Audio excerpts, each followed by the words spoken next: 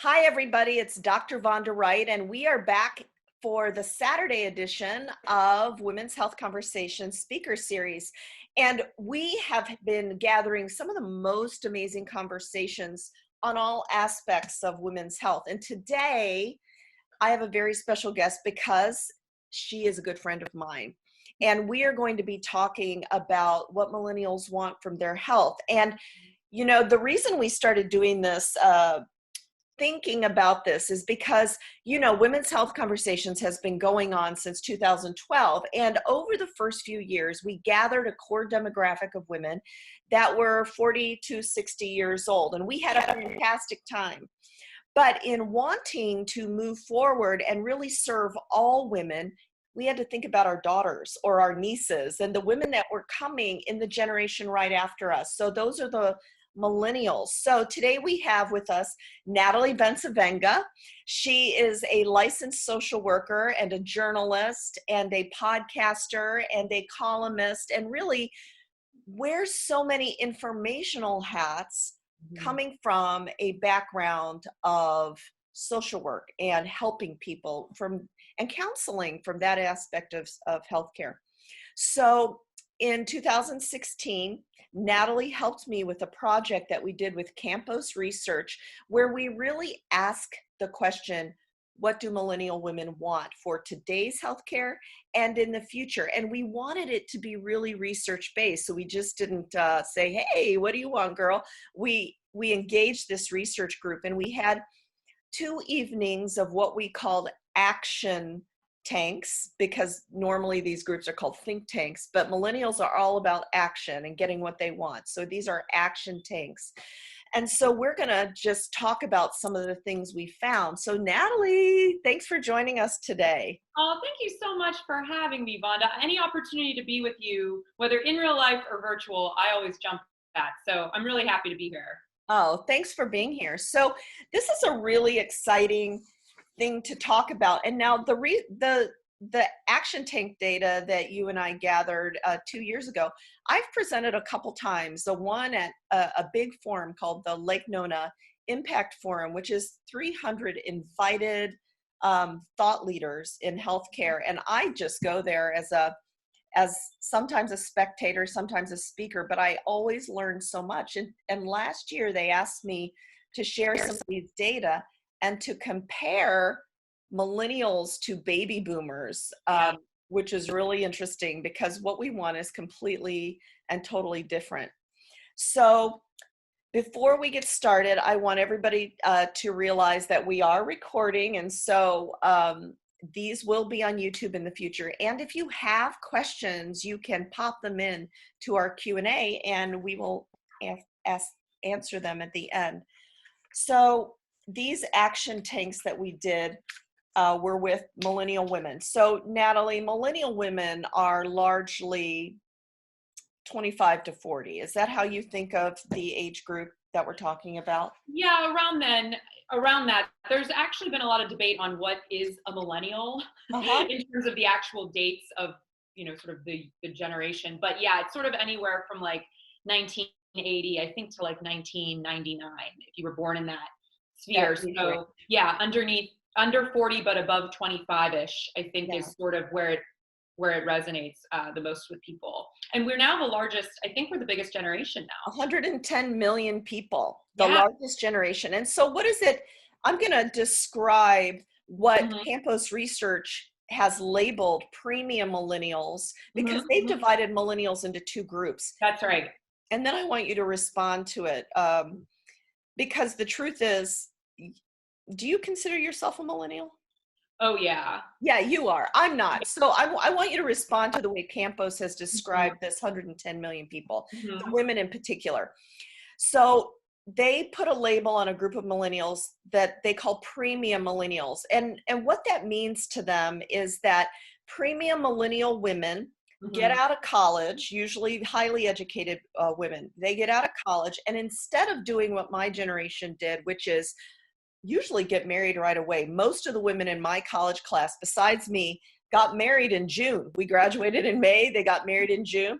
Some of them are still married. Some of them have are not and have been married multiple times again. But so they settle down right away with their life partner or their time of life partner. Yeah. Yeah. And so, millennial, I know you're bowled over. You're like, holy cow. I mean, that's one way of doing it. Yeah, well, that is one way to do it. But millennial women, premium millennial women, get out of college and start their careers. And Right. for 10 years, they are investing in their careers. Now, it does not mean that they don't have a partner, or Right. some people actually have their life partner, but they don't marry right away. Mm-hmm. And they may or may not settle in a house together. They may continue to be very independent of each other. Sure. And the money they're making in their jobs, they're investing in themselves instead of investing in families, right? So it puts premium millennial women, the first generation of women that are actually interested in self-care. Yeah. Isn't that amazing? And investing in themselves. So that's premium millennial women. There is a second group of millennial women that Campos has identified, and it's the women who don't go to college or don't continue their education. They come right out of high school and they either work or they're having children right away. And it puts them in a socioeconomically disadvantaged position or an opportunity disadvantaged position. But what Campos also described was that the premium millennial women are not just interested in themselves. They feel completely responsible for the women who are not in the premium category. So sociologically, it's very interesting, and it will inform this conversation we're going to have today about what millennials want from healthcare. Right. So just respond to that whole litany that I just... Yeah, I definitely think I fit more into that premium category because after I got out of high school, I went and got my degrees in college. I got my majors in biology and philosophy, so I had 2 degrees. And then I ended up deferring my seat to medical school, got involved in creative work, and then ended up going to get my master's a few years later with my social work degree and a licensed social worker, and then found my way to journalism. So looking at my trajectory, I had a partner who is now my husband. Oh. During that experience, but we did not live together until I was about 30. Right. And we had started dating when I was in my mid-20s. Right. So I still lived on my own for 5 years before we decided to buy a home together. And then I didn't get married to him until I was almost 34. And you were there. You were at the wedding. It was spectacular. Yes.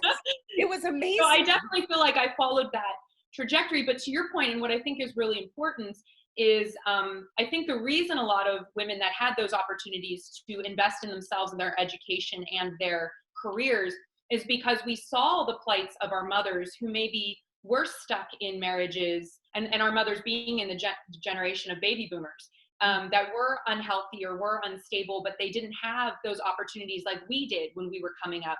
And so they had to make very different decisions. Whereas I think my generation, when able, took note of that and said, I'm going to do things differently. I'm going to put off some of these big life decisions like finding a partner in marriage, focus on myself, get myself as financially stable on my own as I can, invest in my self-care, take care of my mental health, really make those priorities, and then find a partner that will complement and want to be a part of this journey instead of the other way around. And then finding ourselves in positions now, we're in our late 20s to our late 30s, we're moving into positions of leadership.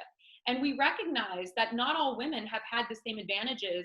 And instead of sort of turning our nose up at that, we're looking at it through a lens of empathy and saying, how can we support all women, whatever their journey is? We want to provide choices. That's what I think my generation is focused on, is innovating and finding as many choices for a healthy, happy life as possible. And college isn't for everyone. Everyone has their own journey, but how can we make decisions collectively that support as many women as possible so that they can live their best lives, follow their bliss, as you always say, and have as many opportunities at their disposal as they can without feeling trapped. So I think, to your point, that research really, at least for me, really reflects reality. Well, and it's interesting that you bring up we had another speaker who the topic of that day was building financial security and the gig economy outside of a family I don't want to get onto that topic because I want to go to health now, but we've Yeah. discussed that Mm-hmm. I think that every woman needs the ability to make choices Yeah. and have runaway money. And and which means to me, it's not literally running away. Maybe sometimes it is, but it's financial security so that you have choices. But it's the same for healthcare, Natalie. So we're going to pivot now to these studies we're talking about with the action tanks, what health is to millennial women. And the first question we asked our action tanks was, what is the meaning of health? In my generation, we'll compare and contrast. Health to the generation I grew up in was really segmented. It was really physical health. It actually wasn't mental health, which it is today. It wasn't a concern with being happy. It was really physical health, because in the turn of the century, my parents were born around then. Mm-hmm. The median age that we died at was in the mid-30s. Now it's been pushed up into the 80s. And so that may be why there's been a pivot onto what the definition of health is. But based on our research and yourself, what is the meaning of health for the millennial generation? Yeah, I think for millennials, and speaking just obviously from my own personal experience, it's a much more holistic approach to wellness. So I think in past generations, there has been a very narrow definition of what it means to be like healthy. Mm-hmm. And I think with my generation, once again, it's about choices. It's about living your best life in your body, right? Not waiting to have that perfect body, but how do I take care of the body I have now and optimize this body, mind, body, and soul? So I think there's this more holistic centered approach and the destigmatization of mental health and making that an integrated part of our wellness and self-care platforms instead of that separation, I think, which has been the case in the past. Like having conversations very openly about mental health issues, including suicide, including body dysmorphia, including depression, anxiety, including alcoholism and addiction issues, mainstream talks about those things, destigmatizing those things so that we can integrate that into ourselves. Because if one part of you isn't well, you are not healthy. I mean, that's just the truth. And I think we are sort of the first generation to label that as important and work on that integration. I think that's true, because it's not just physical. It is the Right. structural brain, and Yes. it is the mood portion of the brain, the well-being side, and then tied into the spiritual side. All four of those domains, if you will, go into a well-being, not health. Mm-hmm. I mean, the word now is not actually health. It's well-being, total well-being, right? Absolutely. And And I so, think go ahead. it's just important to recognize that is much more customizable than ever before. Right. And that's really what it comes down to, is that individual experience when you and your doctor, or you and your acupuncturist or your chiropractor, whatever, and you and your yoga teacher, whatever interaction you're having, that you're talking about personalizing that healthcare experience. It's not one size fits all anymore. Right. Everyone's health. And that is very timely, going along with the science of health, now that we can characterize individual genomes. Yes. We say, from a science side, health So is cool. your health. And what you just Right. said is your well-being is your well-being. So that is a very strong theme in this research we did. The second theme is we are moving from a procedural activation of health to a desire for prevention. And so how is that actionable within the millennials? How are people doing prevention? I have to say, I always felt like I had a little bit of a leg up on prevention growing up, because my dad was a chiropractor. Mm-hmm. And so his whole thing was, looking at the body in a very different way, right? And so we always talked about preventative care in my home. And my dad in the early 90s was talking about how we shouldn't be eating hydrogenated oils, and that we should only have certain types of fats in our diet. So we had these conversations growing up, and I think that was the murmurings happening in the early 90s. And now the idea of prevention, I just think, is not only important to have from a personal perspective, from just a healthcare system perspective, it makes sense financially for everyone, right? And so the idea of prevention to me is that we're finally catching up to what a lot of people have known for a long time. And so for me, preventative care involves, eating well, moving my body, being kind to myself, that self-care aspect of taking time to either meditate or do yoga or having healthy relationships and healthy boundaries. That's a part of your wellness program. And having some sense of spirituality, whether you believe in a higher power or not, but knowing that we're all connected and looking at life through that empathic lens, it brings you a different sense of peace. And also collaborating with our healthcare professionals that we do interact with, I think is really important. The more collaboration that you experience, I've read, with your healthcare professional, the more likely you have for positive health outcomes. So I think the way that we're approaching medicine is different than our parents did. They looked at it as more of the doctor tells you what to do. And now we look at it as more of, let's have a conversation with our doctor or our healthcare provider to get the best outcome that we're both comfortable with. And I think you're right in that. And I think that the perspective you gave is what it should be. I'm going to tell you from a healthcare provider perspective, I think that I would probably find a lot of people who would completely agree with you. I find a lot of people would completely agree with you and me because I say the same things. But in the moment, I'm writing this book called Live More, where we talk about live more moments, 1,440 moments, a minutes a day, where we need to make these decisions towards prevention. I need to figure out, you need to help me, you all are listening, need to help me figure out how to bridge the gap on the disconnect between knowing it and doing it, because millennials, just like us and just like the baby boomers, about 60% are devastatingly unhealthy. Right. And are not, we know what we should do, but we don't do it. We know what we should do, but we don't. I mean, I'm the same. I haven't run in several weeks and I'm training for marathons right now because of this overwhelming Corona thing.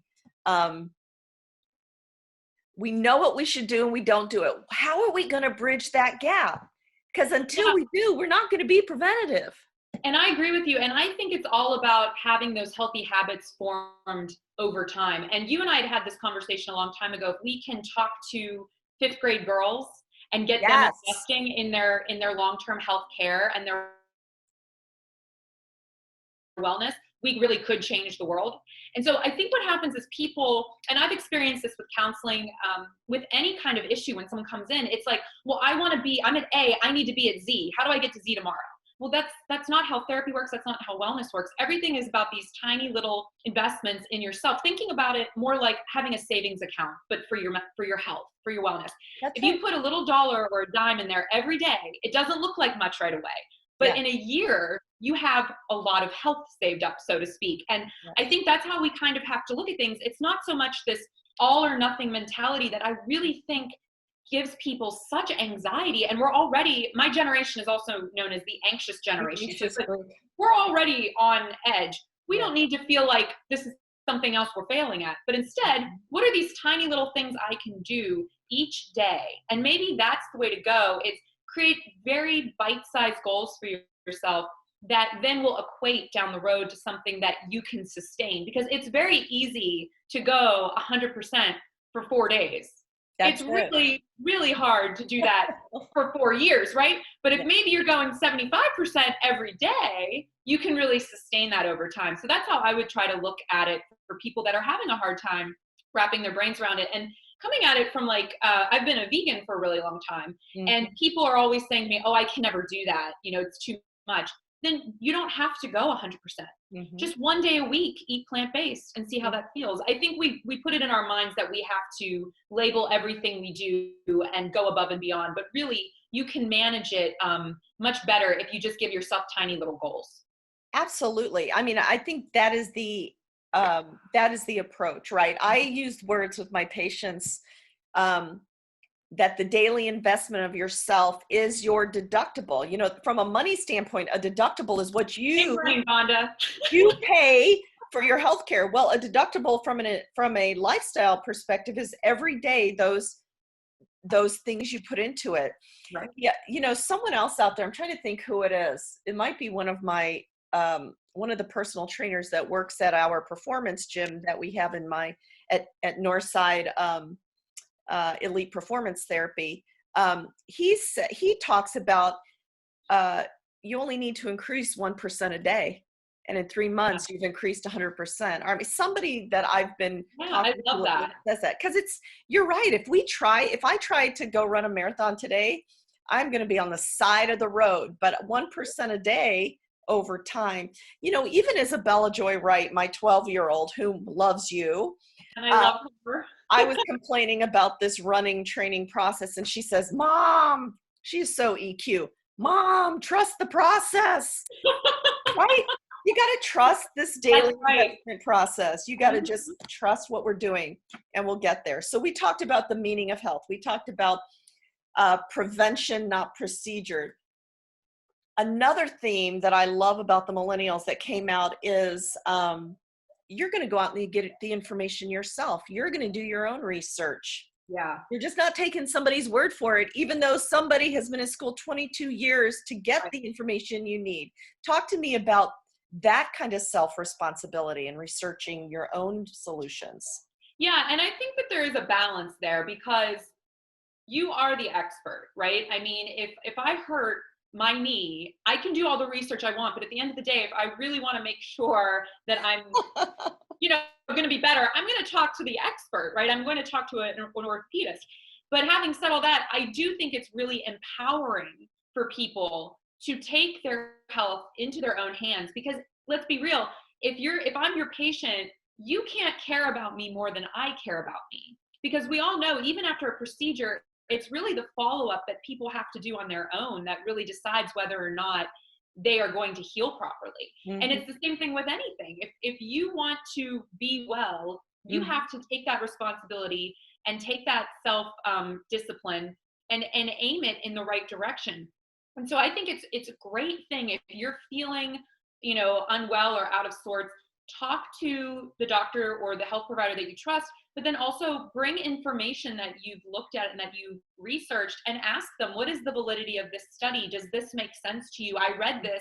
Could we maybe integrate some holistic health into the traditional medical plan that we're providing or that we're working on together? So I think it's really important to honor yourself by educating yourself, but also finding a doctor that you trust and you know is looking out for your best interest and wants the best for you. And I can look at that from a therapy perspective too. I may be a great resource for one person. I may not be a great fit for another person, and that's okay. I think you have to sort of shop around when you're looking at healthcare providers. And if you're unsatisfied, it's okay to get a second opinion, as long as that opinion is backed by, you know, some evidence-based research, and that you yourself are looking at them, not because you just want to hear what you want to hear, well, but because you really know that they're making other paths. Yeah, and I'm sure you know that as a doctor.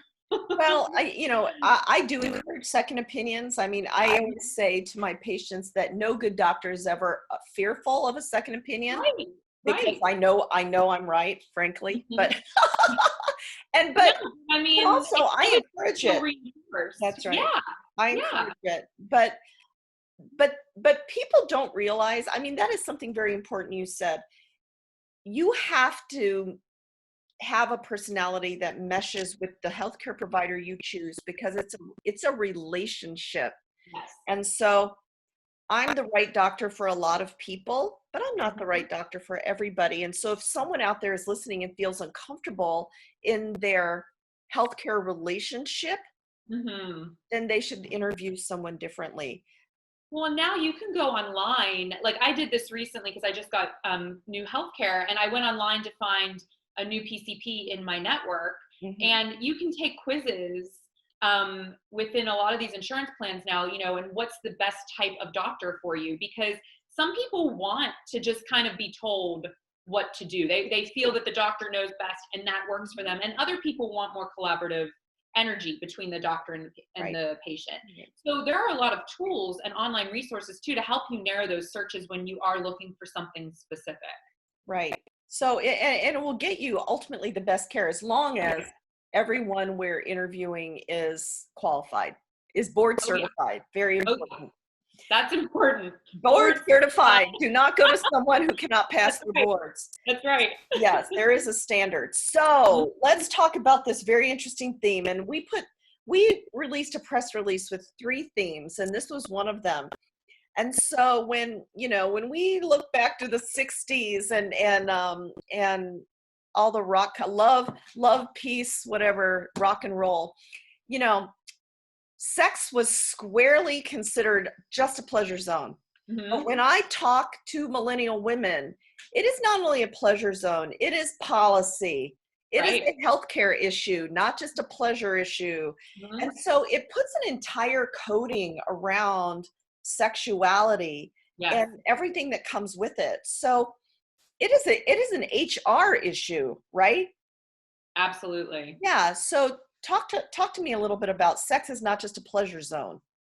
Yeah, I mean, we were the generation that grew up not knowing a world without AIDS. So right off the bat, as we moved into the 90s, sex for us was a very different conversation. I mean, you had stars like Madonna saying, wrap it up. So there was a whole other level of, oh geez, I can't just go and be free, so to speak, because there are consequences. And then of course, as women in my generation aged, we were looking at family planning very differently too, because like we were just talking about earlier, a lot of us are putting off planning families until our careers are in a position or close to a position that we want them to be, I think whenever possible. So having access to birth control, having access to safe abortion and legal abortion is really important, I think, for the women of my generation. And so having these conversations around sex and sexuality really became almost, it overshadowed sex as joy and as pleasure. And I think that's actually been a bit of an issue that I've experienced with my friends and peers, is that that's sort of gotten lost in the mix as it being a part of your self-care and as a part of your wellness journey is having a fulfilling sexual experience, in your life, whatever you consider that. And, and consent and all of that is super important too. And then to put it on top, then you have the Me Too movement. You have women speaking out. I was a kid when the whole thing with Monica Lewinsky and Bill Clinton happened. And that really shined a light on consent and power differentials and sexuality in a very different way.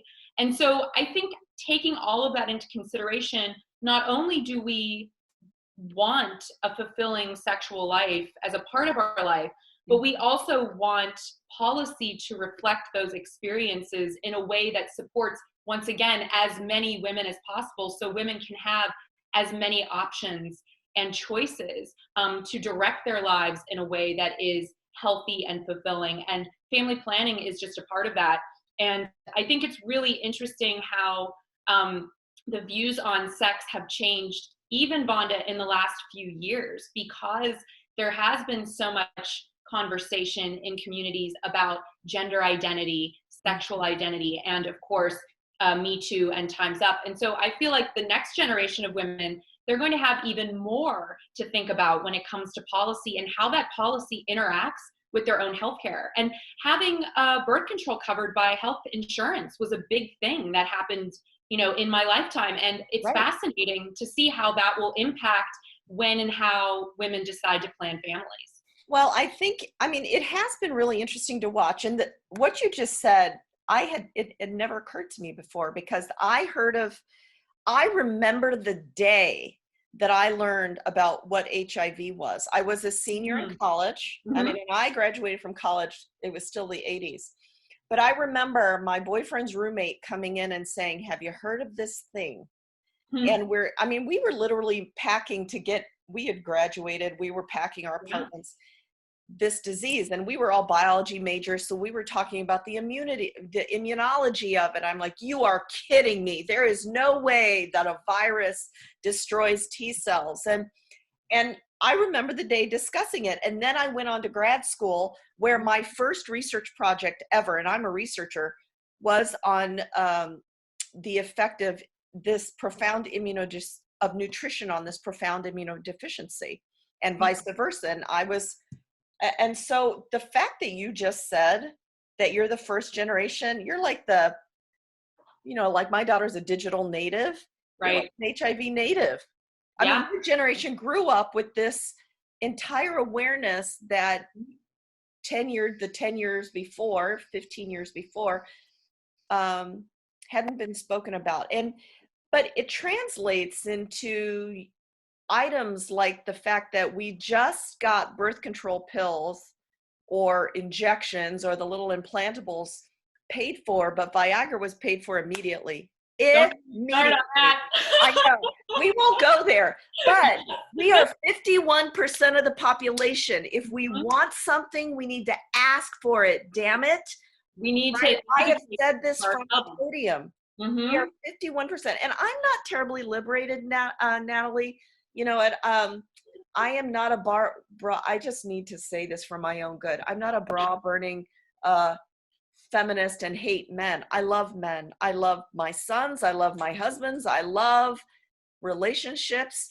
But I think that women need to be everything that we can be. We're smart.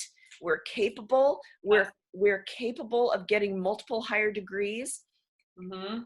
And we need to be able to act on that. But the fact that it's interesting, this sex question, it's not only the pleasure zone, but because millennials are waiting longer to have children, it has implications for infertility treatments and the policies surrounding paying for that, because that's not cheap, right? No, it's not. And it's not accessible to every woman. I was just going to say that, and same with surrogacy as well. There's a lot of red tape around where you can actually utilize surrogates in this country. And once again, that's a very expensive treatment too. So with the idea of sexuality and sex as policy, we also then have to, there's no way of separating, we have to talk about the inequities that happen within the healthcare system. And what is the result of that? The result is that there are the haves and the haves not when it comes to having options surrounding family planning. And so what can we as millennial women and as women in general do to combat that? So once again, every woman has an opportunity to follow her bliss and live her best life, you know? Right. And I want more choices on the front side of sex. I don't want women having to make choices after they have sex. Exactly. I want choices on the front side so that every child is planned. Yeah, and that's the ideal. I mean, that's the ideal. I think every woman who cares about family planning and recognizes its importance in our lives, that is the goal. But to have access to things that are safe and legal when the inevitable arrives, as it does for women, you know, that is very important too. And there really wasn't this politicization around those issues until really the 1980s, which I find really fascinating, because it was, I think, used against us to separate and divide us, when in actuality, there are so many more reasons for women to come together, and we have so many things in common, no matter what walk of life. We all want the ability to have control over our lives. And that's where family planning really, that's at the heart of what the issue is who has control over your own sense of self. It's funny how it all comes back to, whether we're talking about sex now or be on another session, I told you we were talking about financial security, and it all comes back to having control over our own lives, doesn't it? And making those decisions. Because, you know what, I often talk to groups of young business women, and one of the things I say to them is it surrounds just keeping doors open and having opportunities and doing those things which give us the most choices. And so it all comes back to that. But okay, so people are going to stop listening if we stay so heavy, but it's really important. I think these conversations need to be had, and I think women are having them. And I think it's really important that you're providing this type of space to talk about the things that are really impacting us. And I think from my generation's perspective too, you know, we really take consent very, very seriously. And that is sort of built in not only to the way that we view policy, but also the way that we view sexual health. And so having positive sexual relationships, I don't know if you remember, but like in the 90s, Cosmopolitan would always have these like really kind of trashy articles about ways to please men in bed. And I've noticed a lot of these articles now in the women's magazines are, here's how to please yourself, or here's how to get what you want. And I think that's really cool that script has flipped in a way, because if we're not taking care of ourselves in the most basic way, why would we then be taking care of ourselves in any other way? And so incorporating, your sense of sexuality and sexual health, whatever that means to you, is just vital to your sort of lifeblood of the rest of your being, because it really comes back to that sense of autonomy and empowerment. And if not with your own body, well-being, right? It's a part of the, yeah. You've put words to pursuing your bliss in a very different way, right? So it's a multi-textual. It can be. It is. You had no idea.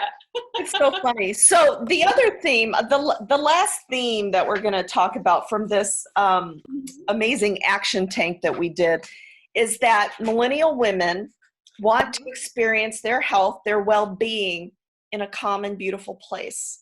And I think when I advise healthcare, I'm here in Atlanta building an orthopedic department, and sometimes we build buildings. Millennials do not want to go into some sterile, medicine-y smelling hallway. They want to feel well when they're in their space, right? It really informs the building environments of health. Well, I have to tell you, that's really interesting that you say that, because a few years ago, I switched gynecologists. Mine was retiring.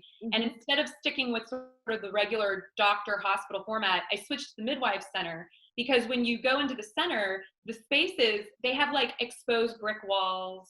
You wear like comfortable robes. You don't wear scratchy gowns. Like they take like a very different approach in terms of the ambiance. It feels like you're just in a very comfortable space. You're not in this sterile environment with the fluorescent lights from hell, like beating down on you.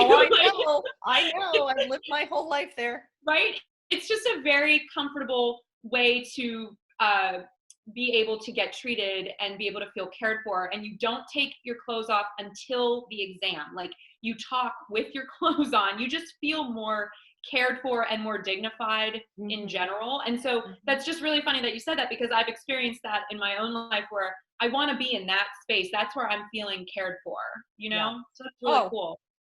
Exactly. So you know what, Natalie, I hope that this recording and conversation and all the blogs that we're going to be putting out really continues this, because even though we started talking about it in 2016, I frankly has not seen the subject picked up that often. And I think it really bears continuance. So I'm going to bring Denise back so that she can start our Q&A. Hi, Denise. Oh, I think she's on mute still. Unmute yourself, darling. There you are. Oh, no. To chat. Fantastic. I'm still. Nope, yep, gotcha. Okay. Was your mind blown away, Denise? Huh? Mind blown away? Absolutely blown away. There's so many things I want to follow up on. So first, we talk about healthcare as a policy. Like this was very eye-opening for me to hear that, that the millennial generation is, the HIV native, generation, and the talk of policy being as important as the pleasure side of things. Do you think that conversation is happening more kind of in social circles or in literally policy? Like, are millennials driving governmental changes and legislative changes, or is it more just kind of a social conversation that's happening first? I think it's both.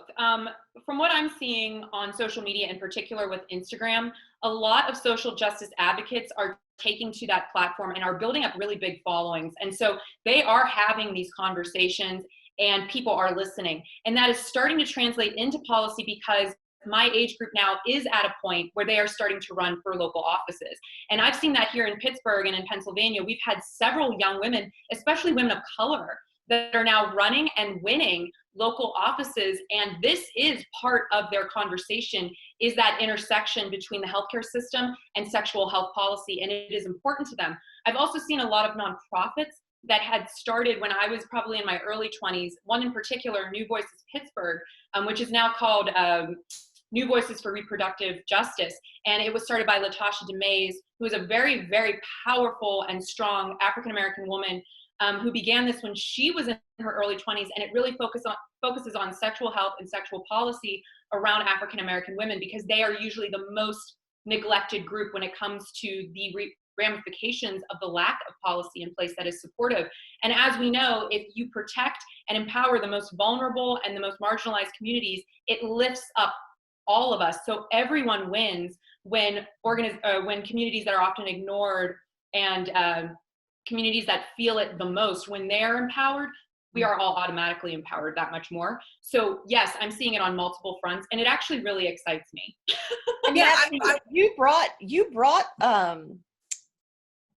that to women's health, Natasha, to women's health conversations. I did. And that was so awesome, because this is what I love about Vonda is, well, one, she's so innovative and she's so ahead of her time, but two, she just kind of like lets me do crazy things sometimes.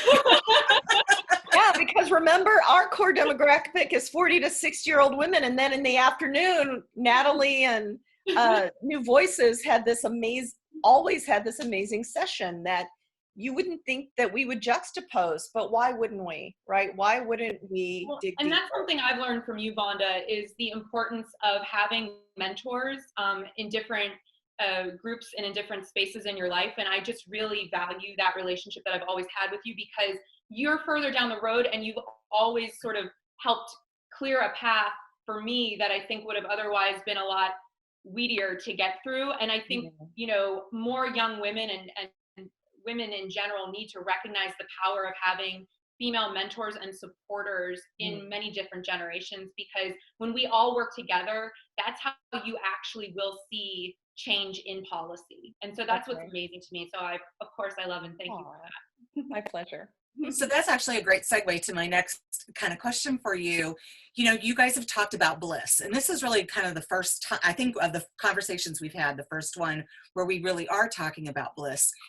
And to me, first of all, I think those mentorships is a form of bliss, right? I mean, to be able to connect with people at that level, to learn from them, to learn from all these, older generations, younger generations, to pull that in, that's good for the soul. But I wanted to also just, ask a little bit further about the conversation about connecting with your healthcare provider. And you mentioned, because to me, I think this also connects a dot, if you will, in terms of bliss. I really liked what you had said about there are certain healthcare facilities that are now, it sounds almost spa-like from what you were telling me. Yeah. And I really do think that touches upon the soul. So how, this is something I've struggled with. I've moved in many different places. I've worked with several different healthcare providers. But when you do work with somebody, typically if you find them, you might even be in a situation where you need somebody immediately, right? So you don't always have the benefit of critiquing them for that kind of soulful connection. But are there any other tips that you have or advice that you've seen from millennials, how they navigate that space a little bit better? I think that's such an important part of the whole health equation. Yeah, and just going through my own experiences, you're right. I mean, sometimes you find yourself in a situation where you're at the ER, or you're in a space or a new city where you need some sort of medical support, and you don't really know what to do and what to expect. And maybe you're talking to a doctor that's maybe they're condescending, or maybe you don't feel like they're really listening. And that's why I think it's really important to advocate for yourself and educate yourself. We need to take control and have personal responsibility when it comes to our own healthcare. And that's why I say that in Vonda, we were talking about this, the healthcare bank of investing in yourselves every little bit along the way. Because if you do arrive in a situation where you are facing an issue and you don't have who you want to have in front of you, but you have those other tools in your toolbox, and you are willing to communicate. And once again, I kind of grew up in a cheating situation because my mom is a nurse. So the idea of advocating, that was just built in from the get-go. I saw my mother advocate for her friends all the time. She was always on the phone with somebody that was with a doctor and they didn't feel like they were getting what they needed. My mom would get on the phone and handle it, And so I think growing up, seeing that example made me realize that we have to be our own advocates, even in situations that are less than desirable, but educating yourself enough to, one, know yourself. You know your body best. Yeah. If I'm telling you that something's bothering me, I'm not making it up. Like this isn't normal. I never experienced this. But making sure, the squeaky wheel gets the oil, so to speak. You have to sometimes speak up for yourself. But as an Aries, I think that's easier for me than maybe some other people. So here's a good question.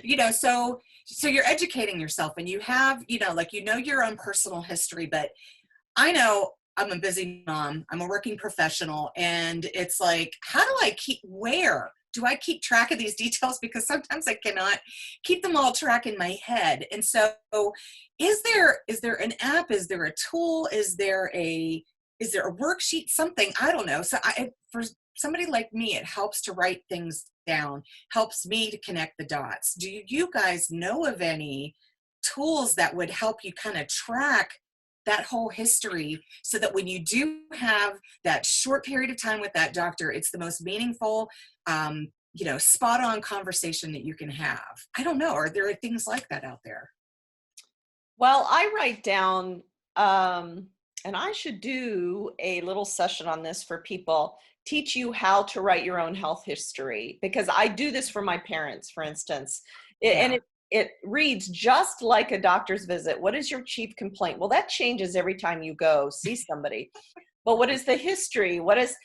We literally transport this thing in every time and update it every time there's a change. And I really should do a session for people to how to track their own healthcare. Because right now, you don't own your own health data. That's, that's another thing about being in control is, I've experienced this, and you would experience it no matter if Natalie went to the doctor, you went to the doctor, your kids go to the doctor. That health record belongs to the place where you are going. As a privacy professional, I know that. Yes. And so you can give permission to share it. Right. But in reality, I believe we should own our own health data. Right. And not have to beg for it.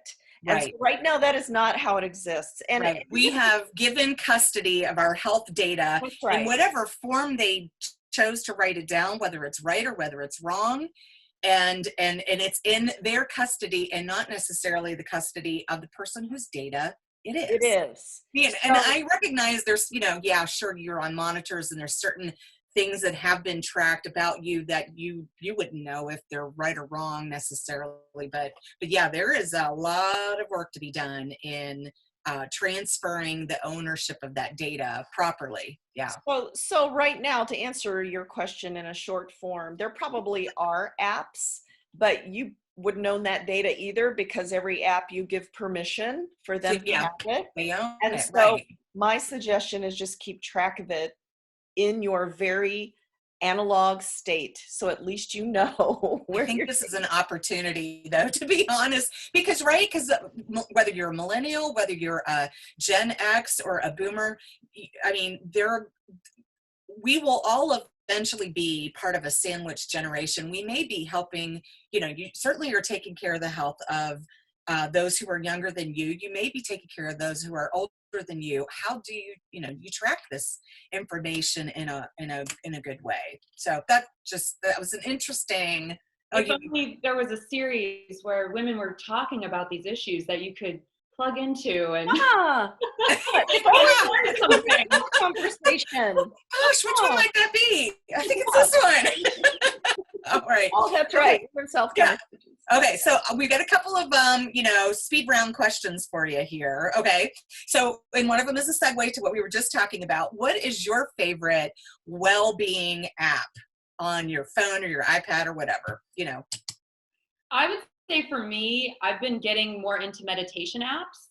So I'm really working with Headspace, and Waking Up. Those are two apps that I've been playing with because as much yoga as I do, I'm not good at like meditating without the yoga support, because the yoga keeps me focused on my body. But when people are saying, oh no, you've really just got to take your 10-minute, your meditative moment, that's really hard for me because my mind is going like 100 miles an hour. So these apps, Waking Up and Headspace, have really helped me. And like, I did one the other night and I fell asleep. Oh. And let me tell you, that was wild because I woke up kind of like, oh my gosh. And I was really excited because I was like, I got really relaxed. So that was cool. So those would be mine. Excellent. Okay. What are, I really love that this particular conversation focused on bliss. I love that happens. So, do you do like a gratitude practice? Are you engaged in a gratitude practice? And like, what might be one of the, things that you're most grateful for? I love that. And for me, yes. And I will tell you, I've always lived in a space of gratitude. I think gratitude is the attitude. And I think that was just the way my mom raised me. And I love my mom so much. So if she's watching, hey mom. But having said that, I know she loves you too, Vonna. But having said that, gratitude practice, when my dad became ill last year, it made me realize like the fragility of life and how special life is and how beautiful it is. Even when it's hard, it's beautiful. And we're also lucky to just kind of be here in this moment together. And so I've started, before I wake up or before I put my feet on the ground every morning, I always say the 3 things that I'm so grateful for. And then before I go to bed every night, my grandma used to always tell me, you won't have bad dreams if you think of all the good things that you already have.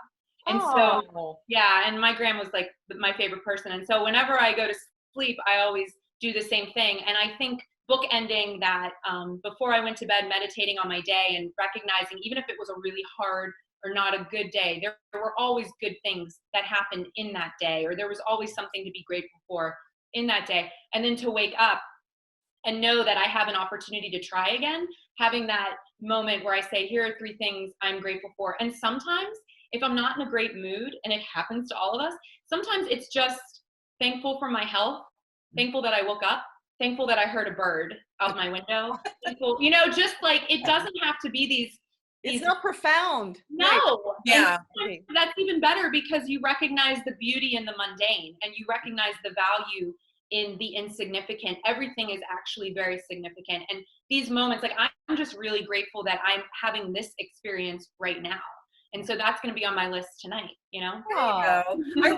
I love those bookends of bliss, right? That is a great way to start and end the day. And I even remember, now I don't necessarily guide my children's prayers at the end of the night now because they're a little bit older, but yeah, like when they were having some difficulty falling asleep, kind of a little bit anxietal about the day, yes, we would end it with name 3 good things. And it did provide a calming effect. I think, for us to seek, again, whatever is your spirituality, for us to seek, that bliss, however you define that bliss, go define that, because that's just as important as the body and the brain side of things too. You guys talked about so many wonderful things in this conversation. What is the best wellness advice you'd ever been given? Ooh, that's a really good question. I think it goes back to my friend telling me a long time ago to put a little money in the health bank for yourself every day, because I'm one of those people that I am an all or nothing. I'm in 120%. But yeah, recognizing that you can just do a little bit every day. But then also, no is a complete sentence. And we talked a little bit about this, Fonda. And for me, wellness is about boundaries and having self-respect and having, putting yourself first sometimes is okay. And recognizing the difference between self-interest and selfish. And it's okay to be interested in yourself. That doesn't mean that you're selfish. And I think that can be challenging for women because we really do exist as a relational gender. Like, we relate to each other. That's how we find our value and our significance. Mm-hmm. And so recognizing that it is okay to have those boundaries and to take care of yourself, I think is really important. and prevention. What is it? A little bit of prevention is worth a pound of cure. Yeah. So putting in the work now so I can live a fulfilling, healthy life. And Vonda, you had said that a long time ago to me, that we had done a podcast where you were on my podcast as one of my very first guests. And we talked about how there's no reason you can't live fully until the end of your life. Yes. And right. recognizing that we don't need to deteriorate if we put in the work and we take care of ourselves. Now, of course, some things are out of your control, but you can really, if you take care of yourself, there is that ability to live that full life until the very end. And so I've really taken that in too. Yeah. Oh, yes, there's choices. And you know what? I just want to add to this, no as a complete sentence, because we have been talking about that lately on it, because Denise, Natalie, and I, every Friday at 11, we are live on Instagram talking about what's hot for your health. So we were talking about a lot of things, but no is also truthful. Yes. Because if you say yes for whatever reason and you resent it or you don't want to, or I think that is worse. Oh, yeah. Just owning, no, I can't do that right now. Or no, it's actually not within my boundary, is so much more truthful than, okay, that is not self-caring. It is not caring for the other person. It is not being empathetic. Right. Sometimes no is a lie. I mean, yes is a lie, and no is okay without feeling bad about it. We also have compassion for other people, but having self-compassion, I think, is something that we can all work on, and just being able to recognize that it's okay to set boundaries and take care of yourself. Yeah, because there's a lot of yeses. Oh, yeah. There aren't yeses. It just means that no is okay. So anyway. Okay. So, and just before I forget, when you guys were speaking a little bit earlier about making small deposits, it reminds me of a book I grabbed out of my library here called The Power of a Penny. And it's the exact same idea, how to, just something as small as a penny and, making, if you will, literally that deposit on a daily basis. But it's little stories about how these small incremental changes make a big difference. And it's the author is Glenn Drumgooley. Great book, short read, but it speaks to that concept. So I shared that, and I just want to make sure people knew what that was. I like that idea. Okay, so final speed round question, because I know we're getting to the top of the hour here. What advice would you give your younger self? I would give my younger self the advice that you follow your gut and you won't go wrong. Always listen to your inner self, because every time in my life that I have listened to my gut, it always worked out. It didn't always work out exactly how I thought it would, but it always worked out. And the times that I ignored my intuition and my most base sense of self were the times that I found myself in trouble or in a situation that I didn't want to be in, or working or doing things that were not fulfilling to me, did not allow me to have the optimal choices for my life. So I would tell her, your gut is right. Your innermost self is right. Listen to her. She knows more than you realize. And when you're young, we're so unsure of ourselves. We're so insecure. We're seeking so much external validation. Everything that you need is like right here and right here. There you go. Oh, that's outstanding. Well, Natalie Bencivenga, thank you so much for being with us today.